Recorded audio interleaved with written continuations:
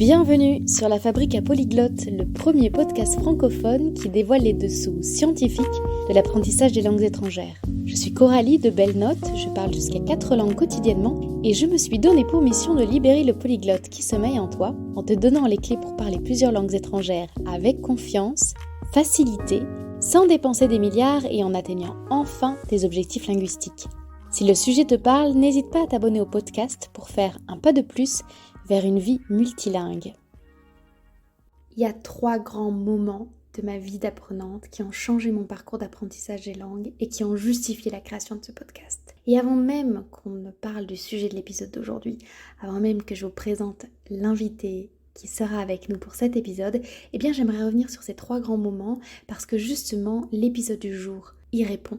Il répond parfaitement et aussi parce que je sais qu'à chaque épisode il y a de nouvelles têtes qui nous rejoignent et je pense que répéter la mission de ce podcast est primordial. Premier grand moment, c'est quand je me suis rendu compte qu'en fait il y avait plein de contenus ultra intéressants qui étaient circonscrits à la sphère anglophone et qu'on n'avait pas dans la sphère francophone. Plutôt que de les traduire littéralement, j'avais envie de les amener en discussion avec des personnes qui sont pas forcément francophones natifs mais qui viennent en parler en français ici sur ce podcast. Donc première révélation, du contenu et des solutions existent mais pas forcément en français et on va les ramener sur la scène française, sur la scène francophone pour les développer peut-être ces discussions. Deuxième grande révélation, deuxième grand moment, c'est quand je me suis rendu compte qu'il n'y avait pas une bonne manière de faire. Il n'existera jamais la bonne méthode, mais la méthode qui convient 1 à la personne que nous sommes, 2 au style de vie qu'on a à un instant T, 3 au type de langue qu'on apprend et 4 au projet qu'on a pour cette langue.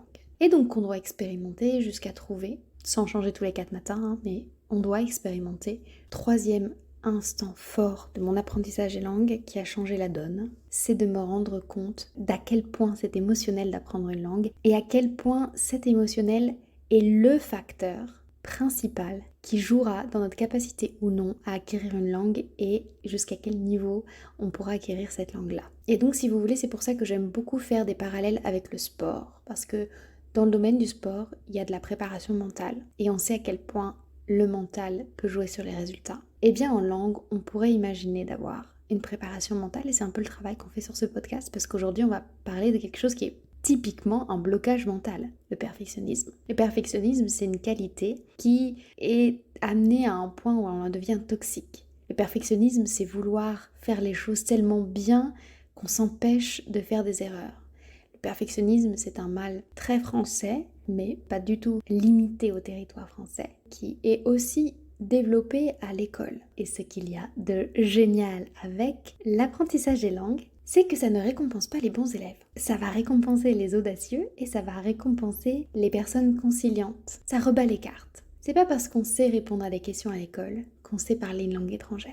C'est pas parce que on est discipliné, on est obéissant, on saura apprendre une langue étrangère et qu'on sera capable de l'apprendre de manière autodidacte. Donc ça nous fait travailler d'autres qualités. Donc ça nous fait nous repenser nos limites. Et aujourd'hui, on reçoit Michel pour parler de tout ça, pour parler du perfectionnisme, pour parler d'en quoi ça peut être bénéfique, mais en quoi ça peut être bloquant, de comment on peut aller au-delà de ces blocages, de comment on peut être en paix avec son perfectionnisme et de l'outil qui l'aide à faire cette transition entre je suis dans une logique de perfectionniste à j'arrive à faire taire cette voix critique du perfectionniste qui ne voit que les défauts et qui va avoir tendance à regarder que ce qui est perfectionnable et donc ce qui est critiquable chez les autres, mais aussi beaucoup chez soi. Afin de recréer un équilibre favorable pour notre santé mentale, eh bien, Michel, de Heart of English, qui est une traductrice diplômée et une coach certifiée qui accompagne les personnes qui ne sont pas anglophones à maîtriser la langue anglaise avec l'outil de la conversation et du journaling, elle utilise le journaling de gratitude pour muscler son cerveau. Donc on va en apprendre aujourd'hui bien plus sur comment elle le travaille pour elle-même et comment elle accompagne ses élèves dans ce parcours-là pour que vous puissiez vous aussi faire la paix avec le perfectionniste en vous et muscler votre cerveau afin qu'il soit en capacité de tenir un autre discours que le discours très critique. Même si, encore une fois, le perfectionnisme amène aussi à l'excellence et tout est une question d'équilibre. Et j'espère que cet épisode vous aidera à le trouver, ce fameux équilibre. Sur ce, je vous souhaite une bonne écoute. Bonjour Michel, je suis ravie de t'avoir avec moi sur La Fabrique à Polyglotte. Avant qu'on découvre quelle est ta pratique avec les langues aujourd'hui en tant qu'accompagnante. Ce que je voudrais connaître de toi, ce qu'on voudrait connaître tous de toi, c'est quelle est l'apprenante que tu es et comment tu as rencontré ce monde fabuleux qui est le monde des langues. Alors, moi, je suis née à Thunder Bay, dans la province de l'Ontario, au Canada. Mes parents sont originaires du Sri Lanka. Alors, eux, ils parlent 2 langues différentes. Mon père parle le tamoul et ma mère le singalais, mais nous parlions l'anglais à la maison. Alors que j'ai eu 4 ans et demi, nous avons déménagé à Edmonton, qui est dans une autre province au Canada, l'Alberta. Et ma mère m'a inscrite au programme d'immersion française qui est offert dans les écoles publiques à travers le Canada. D'aussi loin que je me souvienne, j'ai toujours aimé le français et l'anglais. J'ai particulièrement aimé lire, écrire et chanter dans les 2 langues. Ma prof de 3e année, Madame Joly, m'a beaucoup inspirée. À travers son enseignement, j'ai découvert la culture québécoise et je crois que c'est une raison pourquoi j'ai éventuellement déménagé au Québec. Et comment c'est devenu le métier que tu fais aujourd'hui? Comme j'ai dit avant, j'ai toujours aimé les langues. J'avais vraiment une passion pour lire et écrire, surtout dans les 2 langues. J'ai trouvé ça beau, le français, même si mes parents ne parlaient même pas un mot de français. Et je pense que cette passion est restée avec moi et restée ancrée en moi. Alors plus tard, j'ai décidé de retourner aux études. En 2016, j'ai étudié en traduction du français vers l'anglais à l'Université McGill. Après avoir obtenu mon diplôme en traduction, j'ai réalisé que j'étais plus intéressée par l'enseignement de l'anglais que par la traduction. C'est comme ça que The Heart of English est né. Oui, l'enseignement, c'est vraiment une vocation. D'ailleurs, je ne suis pas sûre qu'on puisse bien enseigner si on n'a pas cette vocation. Aujourd'hui, on est réunis pour parler d'un sujet qui est très répandu, c'est le perfectionnisme. Comment toi, en tant qu'enseignante, tu as vu que c'était un sujet sur lequel se pencher? Comment tu le détectes chez les apprenants, ce perfectionnisme? Mais moi-même, je suis perfectionniste et j'ai toujours été comme ça. Même aujourd'hui, je me suis préparée beaucoup pour notre interview. Mais en même temps, j'ai appris aussi à lâcher prise, à baisser mon niveau d'anxiété, à avoir du plaisir aussi. Je pense qu'on peut être perfectionniste dans le bon sens, c'est-à-dire avoir des exigences élevées, mais en même temps, lâcher prise, se permettre de faire des erreurs, normaliser faire des erreurs. Puisque je suis perfectionniste, je pense qu'on attire souvent des gens qui sont comme nous. Beaucoup de femmes perfectionnistes sont attirées par ma méthode, par ma façon d'enseigner. Souvent, ce sont des femmes qui sont anxieuses, qui ont peur de parler l'anglais, qui se mettent beaucoup de pression pour parler parfaitement, entre guillemets. Et puisque c'est un travail de développement personnel que j'ai fait et que je continue à faire pour moi-même, c'est naturel pour moi de partager ça avec les autres. Tu fais bien de rappeler ce côté-là positif du perfectionnisme parce que ça part à la base d'une grande idée qui est l'envie d'exceller et de faire quelque chose de beau, d'excellent. Je ne sais pas comment le reformuler autrement. Pour autant, il faut éviter le stress qui est mauvais pour la santé et d'être bloqué par l'anxiété. Est-ce que tu as des techniques, des parades, des exercices que tu proposes à tes étudiants? Oui, premièrement, dites-vous que personne ne parle parfaitement une langue, y compris les locuteurs natifs. La perfection n'existe pas. Permettez-vous d'être un débutant. Ceci est difficile pour les adultes, c'est difficile pour l'ego, mais il est normal de faire des erreurs. Ne pas être bon tout de suite est normal. Si tu devais commencer une nouvelle activité demain, disons que tu veux apprendre à faire du surf, tu ne serais probablement pas capable de te tenir debout sur la planche de surf tout de suite. C'est la même chose pour l'apprentissage d'une langue. Ça prend beaucoup de temps et de pratique. D'autres conseils, c'est de commencer doucement. Si vous avez peur d'engager tout de suite dans une conversation avec quelqu'un, vous pouvez commencer par commander de la nourriture dans un restaurant ou en commentant des messages sur les médias sociaux. Ce sont des exemples où tu utilises la langue dans la vraie vie. Utiliser des applications d'apprentissage de langue, c'est bien, mais la pratique en situation réelle c'est mieux pour gagner la confiance. Alors, ce sont mes conseils. Commencez par des petites choses, mais dans la vraie vie. Aussi, trouve des activités et des sujets qui vous intéressent. Ainsi, si vous aimez lire sur un sujet en particulier, lisez dans votre langue cible tous les jours. Si vous aimez écrire, écrivez dans votre langue cible tous les jours, même si ce n'est que pour quelques minutes. Et finalement, peu importe comment vous choisissez de vous pratiquer, faites-le régulièrement, c'est-à-dire tous les jours ou au moins plusieurs fois par semaine et n'abandonnez pas. Il vaut mieux pratiquer pendant 10 minutes par jour que pendant 1 heure par semaine. Commencez petit. Parfois, ça peut paraître frustrant quand on a cet idéal en tête. Y aller doucement mais sûrement, ça aide aussi à construire la confiance parce que souvent, le perfectionnisme vient d'un manque de confiance.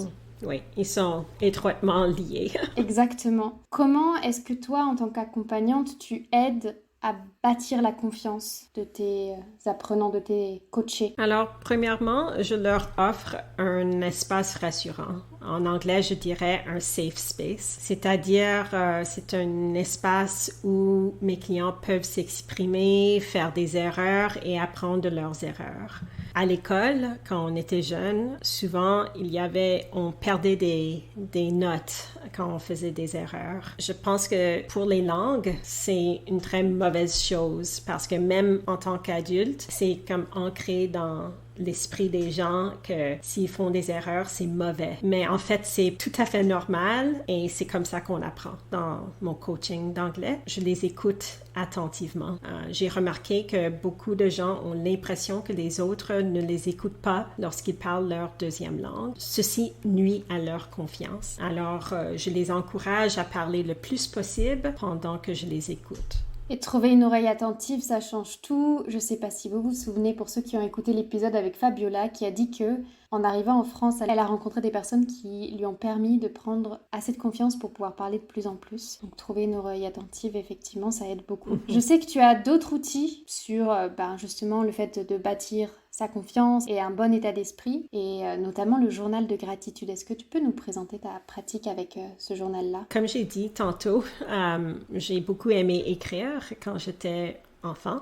J'ai commencé à écrire dans un journal intime à l'âge de 11 ans. J'ai continué toute mon adolescence et dans la vingtaine aussi. Mais c'est juste l'année dernière que j'ai découvert le gratitude journaling, c'est-à-dire journaling de gratitude ou de reconnaissance. Chaque jour, j'ai commencé chaque jour et maintenant je le fais peut-être 3 fois par semaine. Chaque jour, on écrit quelques phrases en réponse à une question. Ça peut être une question très simple, comme « De quoi êtes-vous reconnaissant ou reconnaissante aujourd'hui » ou « Quel a été votre moment préféré de la journée ?» Ce sont des exemples très simples. J'ai compilé une liste de questions avec lesquelles j'aime travailler. On peut écrire juste quelques phrases, 3-4 phrases, ou on peut écrire plus, comme plusieurs pages. Je trouve que il y a beaucoup de bénéfices tant pour l'humeur, la santé mentale, le bien-être et aussi pour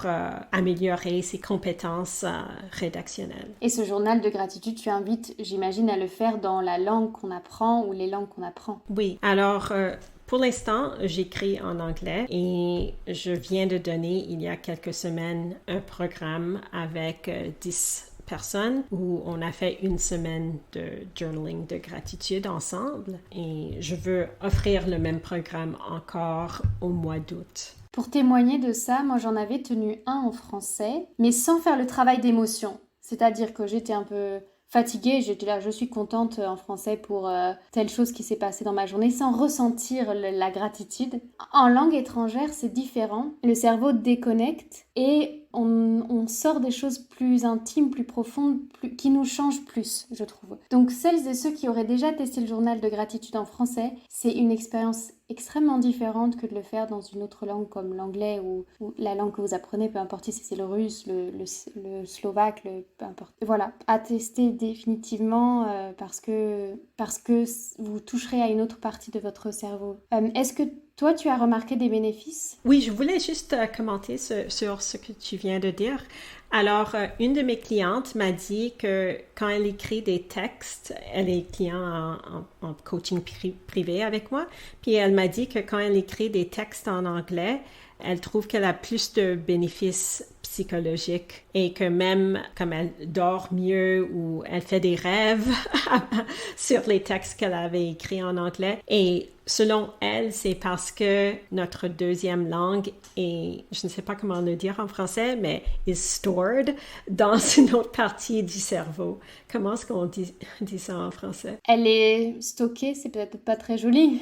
Oui, c'est ça. Alors, notre langue maternelle et les autres langues sont pas stockées dans les mêmes parties du cerveau. Elle est infirmière, elle a des connaissances sur la santé, puis elle m'a dit ça. Et aussi, une autre chose à savoir, c'est que le matin et le soir, on n'écrira pas les mêmes choses et que pendant la nuit et pendant la journée, on n'écrira pas les mêmes choses non plus. Si on aborde des sujets très intimes, le soir, une fois que la nuit est tombée, c'est le bon moment. Et si on veut se motiver et si on veut... Voilà, il y a des choses aussi qui peuvent être testées. On peut tester d'écrire le matin ou le soir parce qu'on n'aura pas les mêmes pensées. C'est très intéressant. Moi, voilà, je voudrais savoir, toi qui l'as fait pendant si longtemps, qu'est-ce qui a changé dans ton caractère ou dans ta manière d'être? Je fais du journaling depuis très, très longtemps, mais le journaling de gratitude, ça fait 1 an que je le fais. Alors, pour ta question, est-ce que tu veux dire juste le journaling en général? Les deux, parce que moi, le journaling de gratitude, je l'avais tenu peut-être 3 mois. Donc, déjà 1 an, c'est beaucoup, hein? Mm-hmm. Pour le journaling en général, c'était plus comme parler de ce que j'ai fait cette journée ou qu'est-ce qui se passait dans ma vie. Tandis que le journaling de gratitude, c'est vraiment une réflexion sur les bonnes choses dans notre vie. Et c'est ça que j'aime là-dedans, c'est que si on est quelqu'un qui a tendance à avoir des pensées négatives, ça nous permet de mettre l'emphase sur les choses positives. Un peu comme une sorte d'auto-thérapie. Ça nous permet de voir ce qu'on pense réellement parce que je vais répéter certains livres de développement personnel que vous avez peut-être lus. Ce qu'on pense devient ce qu'on dit devient ce qu'on fait devient nos habitudes et nos habitudes deviennent notre personnalité et notre destin, notre destinée. Donc c'est un bon outil pour au moins regarder et être très clair sur ce qui se passe dans notre tête. Et si on est parfois bloqué par les petits mensonges qu'on peut se faire à soi-même dans notre langue maternelle, eh bien en anglais ou en une autre langue, eh bien ça ne ment pas. Comment on peut l'ancrer dans notre routine? Parce que pour quelqu'un qui voudrait commencer, est-ce que tu as des conseils pratiques sur comment on peut instaurer ça en tant qu'apprenant? Oui, j'ai beaucoup de conseils pour ça. Je conseille que les gens choisissent d'écrire à un moment précis de la journée. Personnellement, j'aime écrire le matin à la première heure. Comme ça, je sais que c'est fait. Et c'est une astuce que j'ai appris du livre Atomic Habits de James Clear, s'il y a quelque chose d'important à faire, le faire tout de suite le matin. Deuxièmement, je conseille de choisir un format de journal intime qui vous convient. Il y a beaucoup de différentes options, par exemple un carnet papier, un document Google ou une application telle que Day One. J'ai déjà essayé Day One et je l'ai beaucoup aimé parce qu'on peut mettre des photos ou même faire des photos de dessin et les mettre dedans. Personnellement, je préfère écrire à la main et ça me procure beaucoup de satisfaction écrire dans un beau cahier. Un autre conseil, c'est de fixer un rappel sur votre téléphone. Je pense que 3 fois par semaine est faisable et réaliste pour la plupart des gens. Ne vous mettez pas de la pression de le faire à tous les jours. C'est mieux de le faire 3 fois par semaine que de le faire tous les jours pendant une semaine et lâcher après. L'autre conseil, c'est de créer un rituel autour de votre temps d'écriture. Par exemple, préparer une boisson chaude, allumer une bougie ou mettez de la musique relaxante. Et finalement, lorsque vous n'avez pas envie d'écrire, dites-vous que vous n'avez que 3 phrases à écrire. Commencer est l'étape la plus difficile. Si vous voulez arrêter après d'avoir écrit 3 phrases, vous pouvez le faire. Est-ce que toi, personnellement, tu t'imposes un temps pour écrire ou je sais pas, un nombre de caractères ou une page entière ou pas du tout? À la fin, je vais toujours compter le nombre de phrases, juste par curiosité pour voir. Et en général, j'écris entre 10 et 15 phrases. Et en combien de temps? En anglais, ça me prend peut-être 20 minutes. 20 minutes à 30 minutes pour écrire ça. Mais en français, ça me prendrait plus de temps, c'est sûr. Parce qu'il y aurait peut-être après un petit moment de correction ou de... Oui. Ou pour chercher des mots, mais... Parce que c'est très important pour moi. Alors, pour moi, c'est pas du travail, c'est un plaisir de le faire. Oui, il faut faire quelque chose qui nous plaît. De tous ces conseils, celui que je trouve le plus fantastique, parce que j'aurais pas pensé, c'est le rituel. Parce que si on se projette déjà dans quelque chose qui nous fait plaisir, avec une odeur qui nous fait plaisir, ça va être facile d'ancrer cette habitude-là, c'est clair. Sur combien de temps tu conseilles aux gens de tester cette méthode? Sur 4 semaines, 5 semaines? Idéalement, je pense que oui, 1 mois, c'est bon. Et pour ceux qui sont particulièrement anxieux, vraiment, n'hésitez pas à écrire sur du papier parce que comme c'est plus lent, ça permet au cerveau de se ralentir et c'est beaucoup plus relaxant qu'un écran qui stimule notre rétine et qui a plutôt tendance à nous stresser. Maintenant, une autre question que je voulais te poser, c'est est-ce que tu as déjà parlé d'une de tes élèves et un peu de ton parcours? Est-ce que tu as des retours d'étudiants à qui ça a changé ça a amélioré leur santé mentale? Oui, alors j'ai eu plusieurs retours du programme que je viens de faire pendant une semaine avec 10 personnes, comme j'ai expliqué. Tout le monde a apprécié l'expérience. Certains retours que j'ai eus, ça leur a permis de prendre du temps pour eux, surtout des femmes qui sont des mères de famille et qui travaillent à temps plein. Elles n'ont pas beaucoup de temps pour elles. Alors, c'est une façon d'avoir du temps pour soi-même, de faire quelque chose qui est à la fois bon pour notre humeur et pour améliorer ses compétences rédactionnelles en anglais. Aussi, ça a permis aux gens d'apprécier les petites choses de la vie, comme un coucher de soleil, leur jardin, leur chien, prendre une marche avec leur amoureux, des petites choses comme ça que parfois on prend pas le temps de vraiment être reconnaissant de ces choses. Et oui, et pour le perfectionniste qui attend le résultat final incroyable, se rendre compte que toutes les petites étapes du quotidien sont agréables et positives, en fait c'est ça, être heureux, c'est être capable d'apprécier ces choses-là. Pour toutes celles et ceux qui êtes en apprentissage de l'anglais ou en amélioration de votre niveau d'anglais, est-ce que tu peux du coup nous parler de ce programme que tu vas refaire donc en août aussi? Ceux qui sont intéressés, où est-ce qu'ils peuvent te retrouver? Alors, le programme s'appelle One Week Gratitude Journaling Experience, c'est-à-dire expérience de journaling de gratitude d'une semaine. Ils peuvent avoir plus d'informations, surtout par ma newsletter, theheartoфenglish.ca/newsletter. Ils peuvent également me suivre sur les médias sociaux. Le nom de mon profil Instagram est Heart of English. Sur LinkedIn, vous pouvez me trouver sous mon nom, Michelle Daniel. De toute manière, tous les liens seront dans la description de cet épisode.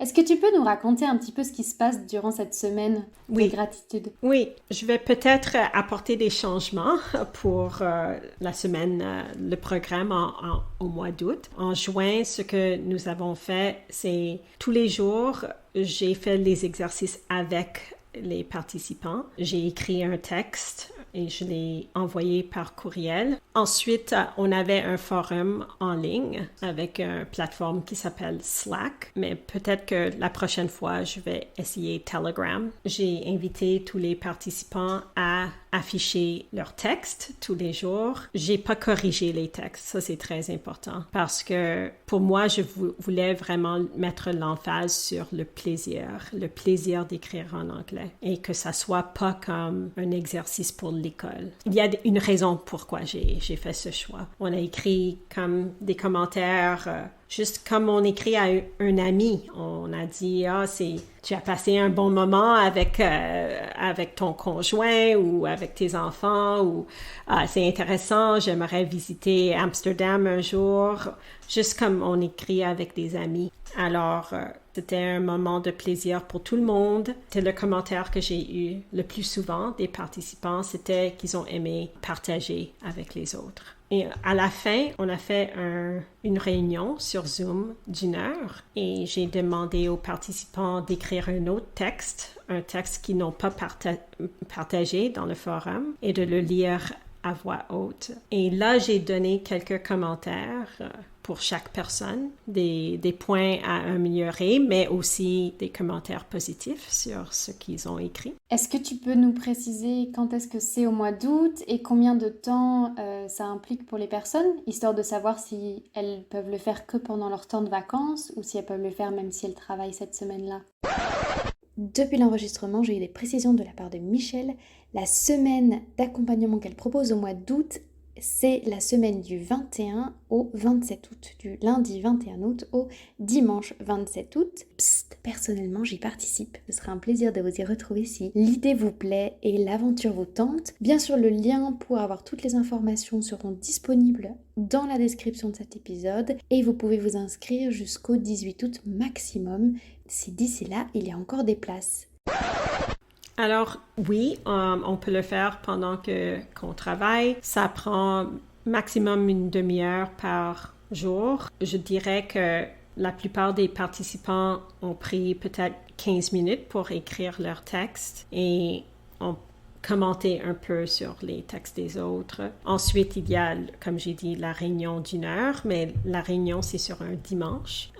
J'ai fait ça parce que j'ai des clients en Amérique du Nord et en Europe. Alors, j'ai choisi le dimanche pour ça. Et en général, les gens ont participé dans le forum soit le matin avant le travail ou sur leur heure du dîner ou le soir. Alors, c'est quelque chose de très faisable, même si on travaille. Et une autre question que j'aimerais te poser, c'est à partir de manière générale, quelqu'un qui veut commencer tout seul dans sa chambre, à partir de quel niveau d'anglais ou niveau en une autre langue tu conseilles de commencer à cette pratique-là? Est-ce que tu conseilles de pratiquer ça seulement quand on est anxieux? Oh non, pas du tout.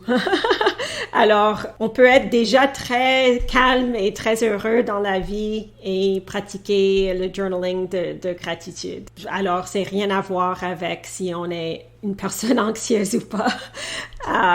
Pour le niveau de langue, je dirais que c'est à partir du niveau intermédiaire, c'est-à-dire B1. B1, oui, parce que sinon peut-être qu'on passe notre temps à chercher des mots et qu'on n'est pas à l'aise et qu'il faut qu'on puisse s'exprimer à partir d'un niveau intermédiaire. Je suis là, ouais. Dans ta vie linguistique, quelle a été ta plus grande leçon? Je dirais de lâcher prise, d'accepter que la perfection n'existe pas. Il y a 2 ans, je pense pas que j'aurais accepté de faire un podcast en français. Et maintenant, je le fais. Alors, je suis fière de moi. C'est pas parce que mon français n'était pas assez bon il y a 2 ans. J'avais environ le même niveau de français, mais c'est parce que mon attitude a changé. J'ai accepté que je vais faire des erreurs et c'est normal et que je vais peut-être réécouter l'épisode et je vais pas aimer ma prononciation parfois. Ça, c'est normal aussi. Waouh, du coup, tu partages avec les personnes que tu accompagnes l'outil avec un grand L, celui qui t'a permis, toi, d'avoir ton changement de perspective dans les langues. Est-ce que tu as en tête une personne que l'on devrait recevoir sur ce podcast pour qu'elle nous partage son savoir en langue? Oui, je vous suggère d'inviter Nolwenn Gauthier. Elle est professeure de langue trilingue, anglais, français, espagnol. Elle est une globe-trotteuse et une personne tout à fait fascinante. Son entreprise s'appelle Connect to French. Quel est l'aspect particulier de Nolwenn qui t'a fait choisir son profil? Beaucoup de choses sur elle m'inspirent. Elle est trilingue. Elle a déjà vécu dans l'Amérique du Sud. Alors, elle sait c'est quoi voyager et parler au quotidien dans une autre langue. Et actuellement, elle est en Irlande. Évidemment, elle doit parler en anglais tous les jours en Irlande. Elle est très indépendante et débrouillarde. Alors, j'ai pensé à elle. Maintenant, j'aimerais te donner le mot de la fin. Toi, quel est le message principal que tu veux que tous les auditeurs retiennent de notre échange? Je trouve que souvent, dans l'espace de l'apprentissage des langues, il y a beaucoup d'emphase sur apprendre et de parler couramment, rapidement. J'aimerais aller à l'encontre de ce message parce que personnellement, ça m'a pris plusieurs années de passer du niveau intermédiaire au niveau avancé en français. C'est juste normal. J'aimerais normaliser que ça peut prendre plusieurs années atteindre le niveau avancé et vraiment parler couramment. Je suis contente qu'on finisse sur ce message-là. Moi qui suis une grande impatiente et dans la vie en général, si on réfléchit sur le fait que nos compétences et nos qualités, elles sont transférables, la patience qu'on peut apprendre dans notre apprentissage des langues, c'est une patience qu'on apprendra avec nos enfants lorsqu'on les éduque, avec notre carrière, où on s'en voudra moins de ne pas avoir déjà le niveau cadre ou grand manager alors qu'on sort de nos études, avec nos parents, avec tous les objectifs, avec peut-être ce régime qu'on fait avant l'été, qu'on veut terminer en 3 semaines alors qu'on prend soin de notre corps toute notre vie. C'est un véritable champ d'exploration, les langues, et on peut transférer toutes les qualités qu'on y développe dans d'autres sphères de notre vie. Donc oui, merci pour cette jolie conclusion et merci pour ta présence avec nous aujourd'hui, Michel. Merci à toi, Coralie. Merci d'avoir écouté cet épisode de la Fabrique à Polyglotte jusqu'à la fin. J'espère qu'il t'aura donné de nouvelles perspectives sur l'apprentissage des langues étrangères, qu'il t'aura inspiré et motivé, voire même instruit. Si c'est le cas, tu peux soutenir le podcast en lui attribuant 5 étoiles via ta plateforme favorite et en le partageant autour de toi. Et si tu as des questions ou bien l'envie de rebondir sur le sujet du jour, je t'attends dans l'espace commentaire disponible sur certaines applications. Pour recevoir encore plus d'astuces et de conseils concrets pour passer à l'action, inscris-toi à notre newsletter hebdomadaire disponible sur www.belnote.co. Le lien sera situé dans l'espace de description. Sur ce, je te souhaite de belles conversations en langue étrangère et je te dis à bientôt pour le prochain épisode.